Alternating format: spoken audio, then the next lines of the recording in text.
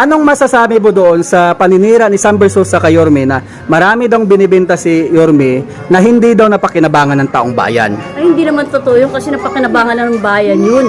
Yung eskwelahan, yung mga binibigay sa mga senior, mga ayuda, lalo na nung COVID time, di ba? Marami siyang talagang pinamahagi. Saka, hindi naman tayo magiging, walang binenta. Tapos, hindi.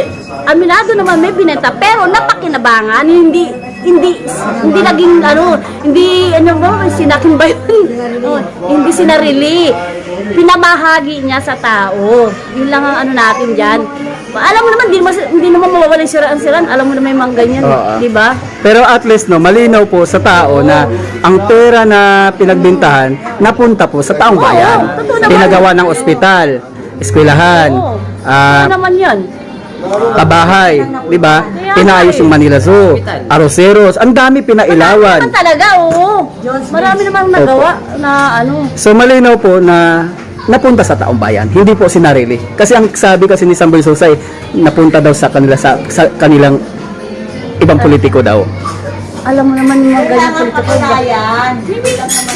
Meron naman, pag nagano naman si Yorme, meron naman mga resibo yan pag di ba? Hindi naman kailangan mag-ano pa sila, napatunayan naman niya na inano sa mga tao yung pinamahagi, di ba? Puro lang sila panira no? Oo. Alam mo, masanay na tayo mga Yorme. Ganyan talaga. Basta tayo Yorme kahit anong paninira. Di ba? So, di ba? Solid, solid Yorme ha.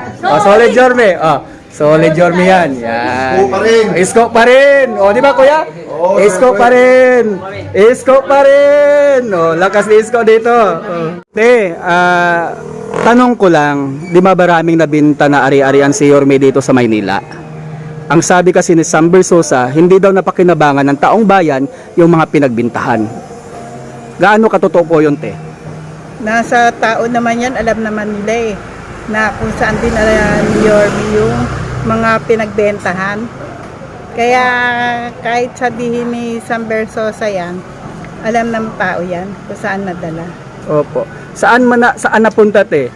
Sa pagpapagawa ng ospital, ng almari, mga eskwelahan, sa pagbibigay ng ayuda nung pandemic, hindi niya pinabayaan ng taong bayan. Opo. Sa na tayo? Sa subok na tayo?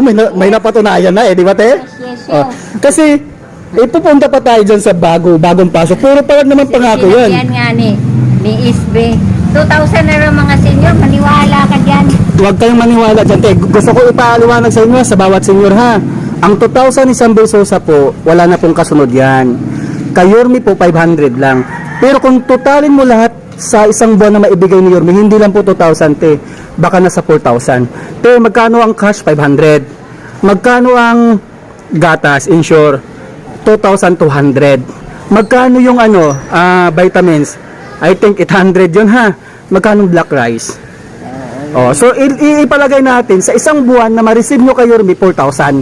Sa kanya 2,000 lang. Ang 2,000 ni Sam Versosa, kung gusto mong bumili ng gatas, hindi makabili. So huwag kayo maniwala doon. Mas higit Kami naniwala kay mas higit pa rin yung 500 yung allowance, yung gatas, black rice, at saka vitamins, sulit pa rin. Na kami ngayon. Di ba? So, huwag kayo mapaniwala dun sa 2,000. At least subok natin yung 500. May mga gatas pa, vitamins. Di ba, te? Solid Yorme tayo ha.